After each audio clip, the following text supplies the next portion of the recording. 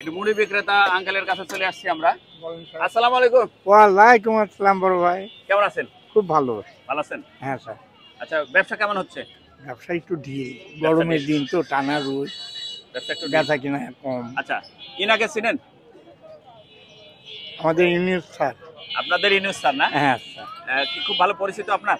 পরিচিত সবার কাছে, আমার কাছে। আপনার কাছেও না? আচ্ছা, ইনি যে এখন বর্তমানে দেশ চালাচ্ছেন, আপনার দৃষ্টিতে এই doctor Mohammad Yunus sir, professor doctor Yunus sir, ইনাকে কতদিন সময় দেওয়ার দরকার? এখন দেখেন এই দেশের ব্যাপারে আমরা মুখ্য মানুষ, ভাষাটা ছোটোখাটো ব্যবসা করি, কতদিন লাগবে এটা তো আনতাবলি বললে এটা কোনো ইয়ে করা যাবে না স্যার। এটা উনার ব্যাপার, উনার সুবিধা অসুবিধা উনি বুঝবে, এটা আমাদের কথা তো আর হচ্ছে না। দেশ সংস্কার দরকার না নির্বাচন দরকার?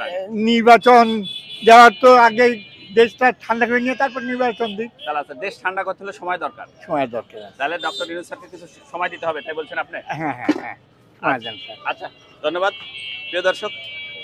দেখি আরো একটু আমরা রিক্সা চালক ভাই বসে আছে, এনার কাছে আমরা একটু কথা বলবো। আসসালামু আলাইকুম। ওয়ালাইকুম সালাম। কেমন আছেন ভাইজান? আলহামদুলিল্লাহ ভালো। ভালো আছেন? এনাকে চিনেন? চিনি। কি নাম?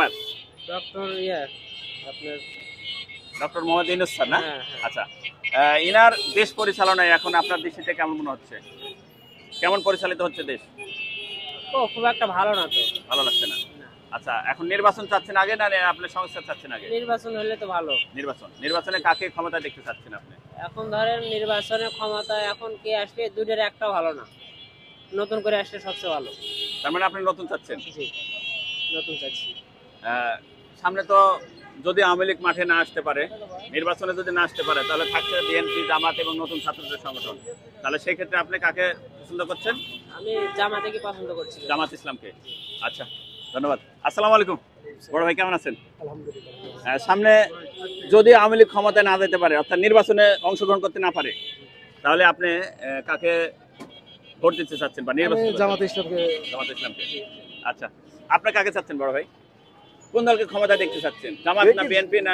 যারা ভালো কাজ করবে দেশের জন্য তার আমরা। আচ্ছা, এনাকে চিনেন আপনি? হ্যাঁ। ইনার নাম doctor Yunus. Doctor Yunus sir, এনাকে কতদিন সময় দেওয়ার দরকার আপনার দৃষ্টিতে? এনার সময় যাই হোক, কার্যকারী যে একটা সুষ্ঠু নির্বাচন করতে যতটুকু সময় লাগে ততটুকু সময় তো দিতেই হবে তাকে। আচ্ছা, ধন্যবাদ। যেহেতু পথের মধ্যে আমরা একটু বেশি কথা বললাম, দেখি বড় ভাই। আসসালামু আলাইকুম। ওয়ালাইকুম ভাই। কেমন আছেন? আলহামদুলিল্লাহ ভালো। এই যে সামনে ক্যামেরা, একটু ফলো রাখেন।